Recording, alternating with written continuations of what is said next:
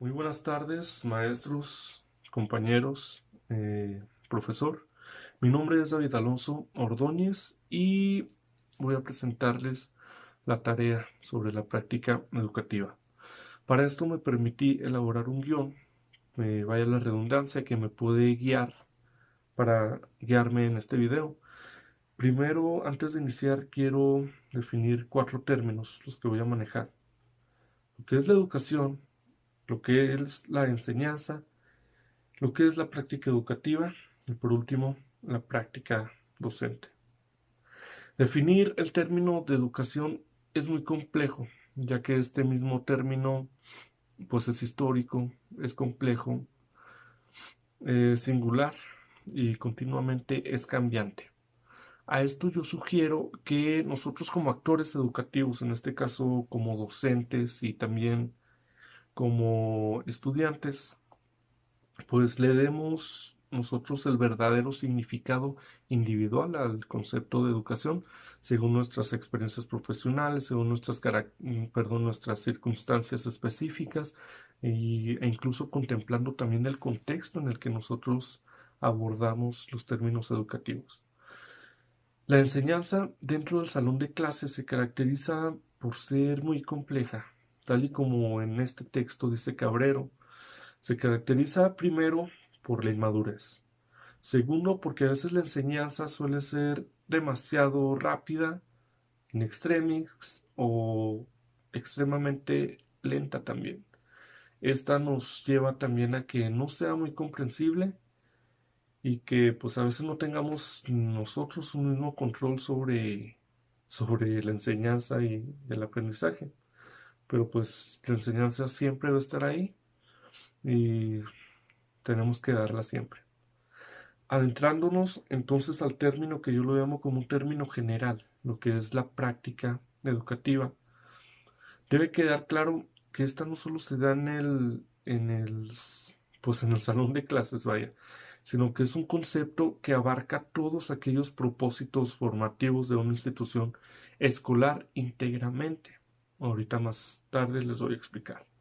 Entonces, basándome en todo esto anterior, yo creo una propia definición sobre lo que entiendo, principalmente por la práctica educativa. Me voy a permitir leerlo. Entiendo que es aquel conjunto de todas las situaciones escolares que influyen e indirectamente en los procesos de enseñanza-aprendizaje. Y dichas situaciones se refieren a las actuaciones del profesor desde antes de iniciar las clases. ¿A qué me refiero? A que tiene que ser puntual, que tiene que ir a firmar, es una responsabilidad, que tiene que venir dependiendo pues de su humor. Obviamente también varía según su contexto y, muy importante, su estado de ánimo, ya que también se debe de contemplar pues las perspectivas que tiene hacia sus alumnos, hacia sus compañeros, también las estrategias que va a utilizar, incluso los mismos recursos que va a emplear para estas estrategias. Tiene que contemplar también para la práctica educativa el lugar que tiene dentro de la institución y el lugar que tiene fuera de la institución para pues que puede hacer a favor de la escuela en donde labora y de su grupo. En lo que respecta a la práctica docente, que es el último término que se va a manejar, voy a leer la cita de la autora de Lela. El concepto se entiende como el conjunto de situaciones dentro del aula de clases que, ojo, configuran el quehacer del profesor y del alumno en función de determinados objetivos de formación suscritos al conjunto de actuaciones que inciden directamente sobre el aprendizaje del alumno. ¿Y cuáles son estas actuaciones? Las que les comentaba anteriormente. El estado de humor, el ánimo, etcétera. Esta cita me gustó mucho y aún así creo que, a pesar de lo concreto, se queda muy corto. Hice una comparación sobre el profesor en el aula y un maestro. que dirige con su batuta a una orquesta. Mientras que el profesor en su práctica docente, puedo mencionar que el profesor en su práctica docente se caracteriza por la demostración de las capacidades para dirigir pues todas las actividades dentro del aula. Entonces, en estas comparaciones también lo llevo a lo que hace el director de orquesta.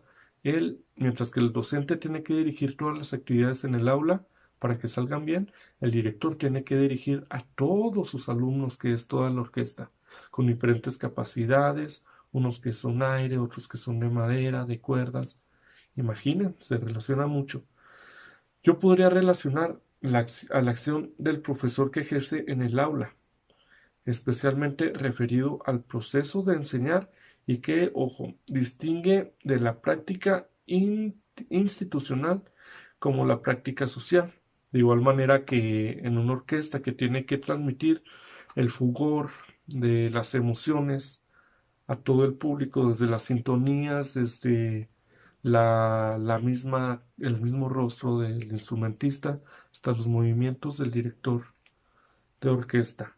Entonces, aquí va algo muy importante.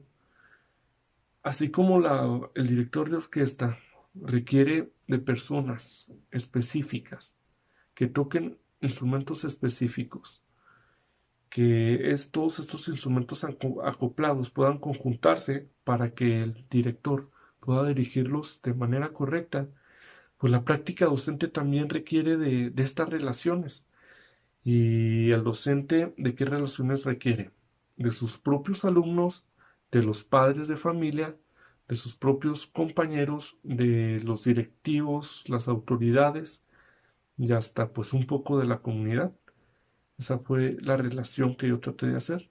Entonces, abarcando en sí una definición que yo tengo sobre la práctica docente, ya casi para concluir, me queda claro que esta nace desde que nosotros como docentes estamos planeando cada clase, cada día, cada semana, cada ciclo escolar. Desde lo que conocemos como los diagnósticos, el encuadre, los instrumentos, técnicas, estrategias, adecuaciones que realizaremos, los contenidos, hasta lo ahora que se llaman pausas activas, resultados de evaluaciones, hasta lo que conocemos como el plan B o el currículo oculto de Díaz Barriga, que día a día practicamos en nuestro salón de clases y no solo dentro del salón. Para ello es necesario considerar a la práctica docente como una actividad, ojo, como una actividad dinámica, reflexiva, que debe incluir la intervención pedagógica ocurrida antes y después de los procesos interactivos en el aula. Tal y como menciona Cabrero al final de este texto que nos tocó leer, este concepto abarca todo el despliegue de acciones requeridas para cumplir con los propósitos formativos de una institución escolar. ¿Cuál es nuestra responsabilidad en estos procesos formativos? Pues nuestro salón de clases.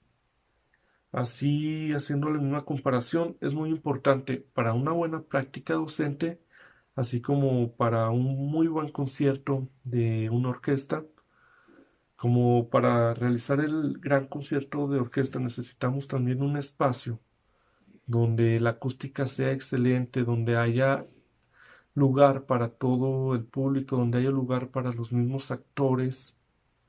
Pues lo mismo necesitamos en el salón de clases, necesitamos un salón apto, necesitamos adecuaciones para los alumnos, necesitamos también un espacio correcto un espacio individual tanto para el alumno como para nosotros y pues ser felices, tener amor al arte de enseñar.